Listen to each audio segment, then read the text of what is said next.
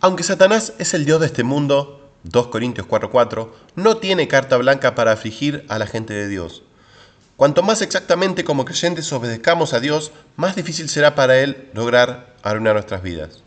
Las secciones de las Escrituras como el Salmo 91 dejan claro que la eficacia de la protección de Dios a nosotros es en gran parte proporcional a nuestro habitar al abrigo del Altísimo y de acogernos a la sombra del Todopoderoso.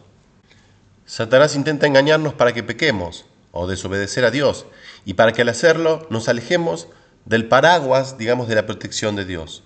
Por ejemplo, cuando Satanás tentaba a Yeshua en el desierto, distorsionó la palabra de Dios. Al emplear mal el Salmo 91:12, intentó empujar a Yeshua a hacer algo peligroso e insensato, lo cual le habría costado su vida. Quería que Yeshua creyera equivocadamente que la protección de Dios a él era absoluta, cuando en realidad dependía de su fe en Dios y de la obediencia a su palabra. En ninguna parte Dios garantiza absoluta protección a quienes saltan del templo. En el Nuevo Testamento, hay personas que hoy en día insensatamente saltan de los tejados de las iglesias esperando que Dios las deposite en el suelo sin daño alguno. Si Yeshua necesitó permanecer en la voluntad de Dios para asegurarse protección, evidentemente nosotros también. El pecado en la vida de un cristiano es una de las causas primordiales por las cuales se tornará vulnerable para ser derrotado en la batalla espiritual. Si Satanás puede lograr que un creyente actúe contrario a la voluntad de Dios, tal parece que esto le da la oportunidad de intervenir para afligirlo.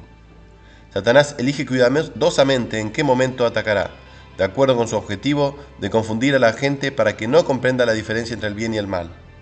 Él no se aprovecha de todos los pecados para provocar aflicción a cada persona de acuerdo con su pecado, porque si así fuera, a la larga desalentaría el pecado y su éxito depende justamente de alentarlo. Él siente un enorme placer al dañar al pueblo de Dios para que así parezca que el compromiso a Dios no trae bendiciones. Dios no mata a la gente que lo ama y tampoco la hace sufrir. Es Satanás el que causa la muerte y el sufrimiento. Dios es justo y recto. Si un padre, un juez, un maestro, etc. actuaran según algunos consideran que Dios actúa, que castiga a una persona mientras que deja a otra libre por el mismo pecado, imagine el estruendo de voces enojadas gritando «injusto».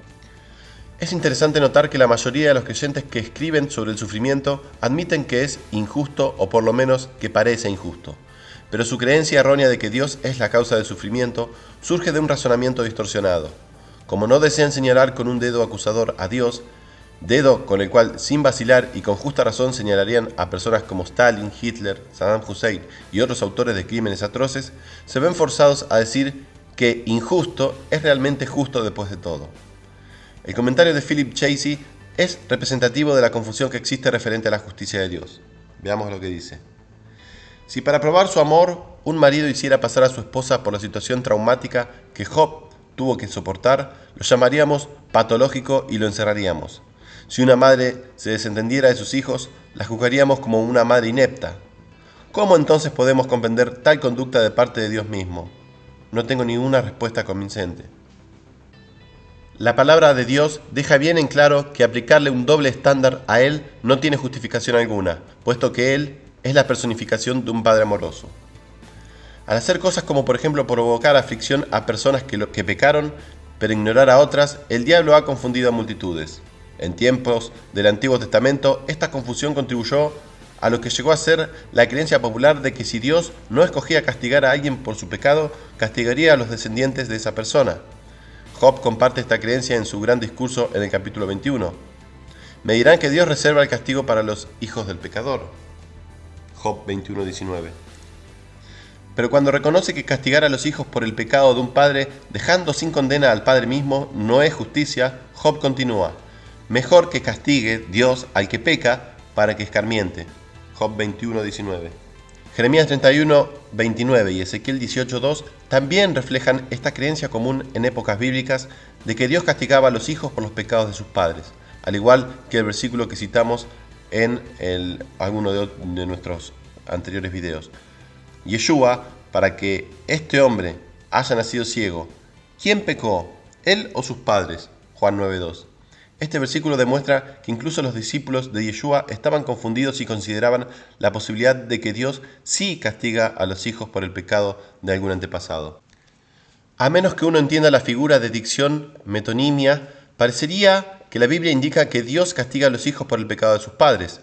En Éxodo 25 se lee: Yo, el Señor tu Dios, soy un Dios celoso. Cuando los padres, antepasados, son malvados y me odian, yo castigo a sus hijos hasta la tercera y cuarta generación.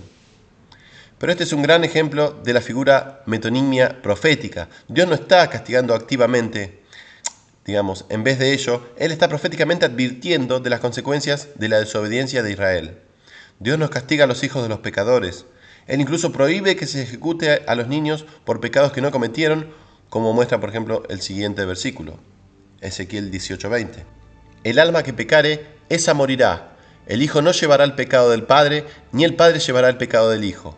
La justicia del justo será sobre él, y la impiedad del impío será sobre él. Y es verdad que los hijos sufren muchas veces por los pecados de sus padres, debido a que tales pecados a menudo permiten a Satanás intervenir para provocarles aflicción. Por su comportamiento de pecado, los padres pueden exponer las vidas de sus hijos a la influencia directa de los espíritus malignos que causan confusión, enfermedad e incluso la muerte. A veces las consecuencias que los hijos reciben están muy claramente relacionadas al pecado físico de sus padres. El síndrome de alcoholismo fetal y los bebés adictos a la cocaína crack son ambos ejemplos de esto. Está documentado que las tendencias adictivas, el alcoholismo y otros comportamientos pecaminosos tienden a permanecer en una familia por generaciones. ¿Pero son estos problemas actos de Dios? Por supuesto que no. Si una madre es alcohólica, ella está pecando por su propio libre albedrío. No es Dios el responsable de que su bebé nazca con síndrome de alcoholismo fetal. Dios está intentando siempre ayudar y bendecir a la gente de cualquier manera que Él pueda. Deseamos otra vez enfatizar que el sufrimiento o la aflicción nunca son por sí mismos un indicador exacto del pecado en la vida de una persona. La Biblia muestra muchas veces que el justo sufre mientras que el impío queda impune. Con esto no queremos implicar de ninguna manera que no tiene valor vivir una vida de obediencia a Dios. En primer lugar, vendrá el día del juicio cuando el Señor Yeshua juzgará a cada persona según su comportamiento terrenal.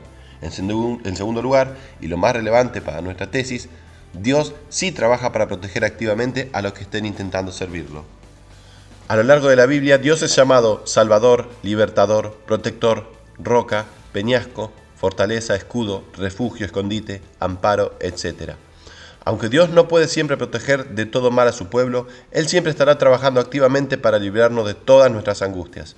Salmo 34:17. Sin duda, cada creyente puede dar ejemplos de la ayuda de Dios en su vida.